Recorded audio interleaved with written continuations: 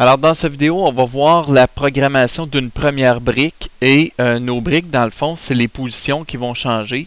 Ils vont tout être pareils, leur programmation va tout être semblable, sauf la position.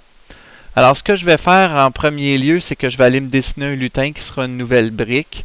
Je vais prendre le carré, par exemple. On pourrait faire des briques rondes, on pourrait faire des briques carrées, toutes sortes de couleurs aussi.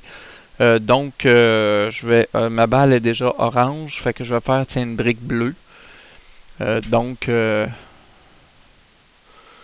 Voilà.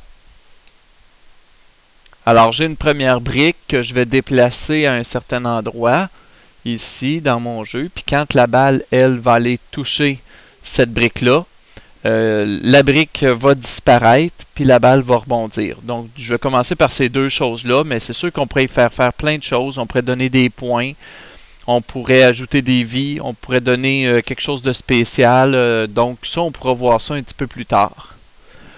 Alors la brique, au début, comme à un moment donné, je vais la faire disparaître. Quand notre drapeau vert va être pressé, la première chose que je veux m'assurer, c'est qu'elle soit affichée, donc qu'elle soit montrée. Alors au niveau de l'apparence, je vais mettre montrée. Parce qu'à un moment donné, je vais la faire disparaître, puis si je ne la remonte plus jamais, elle ne sera plus là.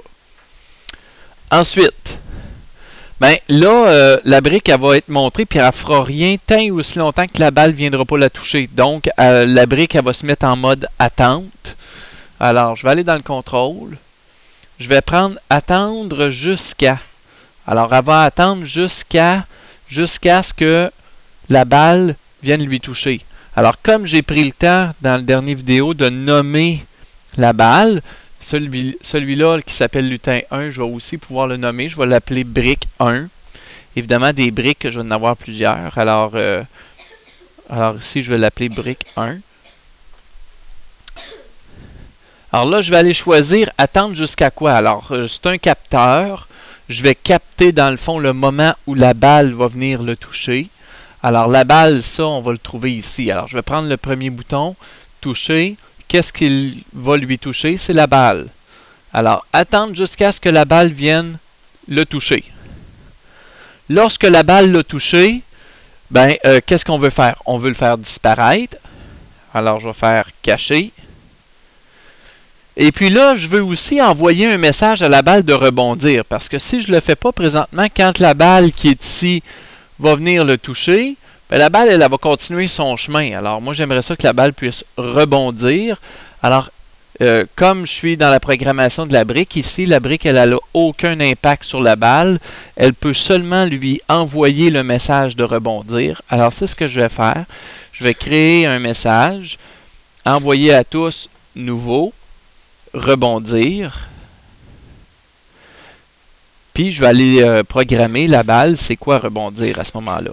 Alors, envoyer à tous, rebondir et attendre. C'est important le « et attendre » puisque je veux que la balle puisse rebondir. Puis là, on va attendre que la balle ait rebondi. Puis après ça, le programme pourra continuer. La balle, elle, quand je retourne à la balle, elle va recevoir ce message-là.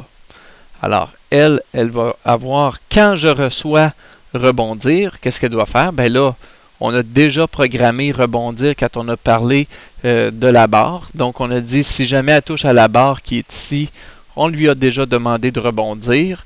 Alors, on va trouver, regardez bien ici, ça, c'est la façon de rebondir. Alors, je vais prendre ça ici. Je vais le copier et le mettre en dessous de rebondir. Alors, pointer en direction, évidemment, on inverse la direction. C'est ça, rebondir. Puis, elle fait une avancée de 10 pas. La même chose qui est ici, le pointer en direction. Maintenant, je pourrais mettre ça à la poubelle puisque j'ai déjà l'instruction ici, rebondir.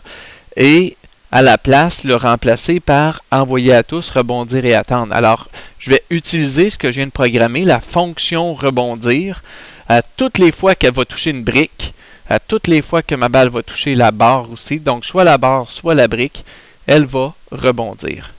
Alors, on va essayer, on va vérifier si notre programme fonctionne bien. Alors, je touche le drapeau vert. Vous voyez que ma barre se déplace toujours avec ma souris. Quand je pèse sur espace, ma balle commence, dans le fond, son chemin.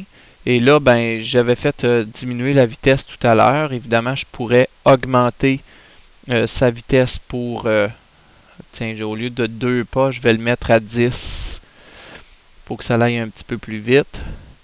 Et voilà, vous avez vu, elle a touché la brique et elle a rebondi. Maintenant, on voit toujours que ma balle, même si elle ne touche pas à ma barre du bas, elle rebondit parce que je n'ai pas encore programmé que quand la balle descend plus bas que la barre, que mon programme s'arrête ou qu'on perde une vie. Ça, on va voir ça dans une autre vidéo.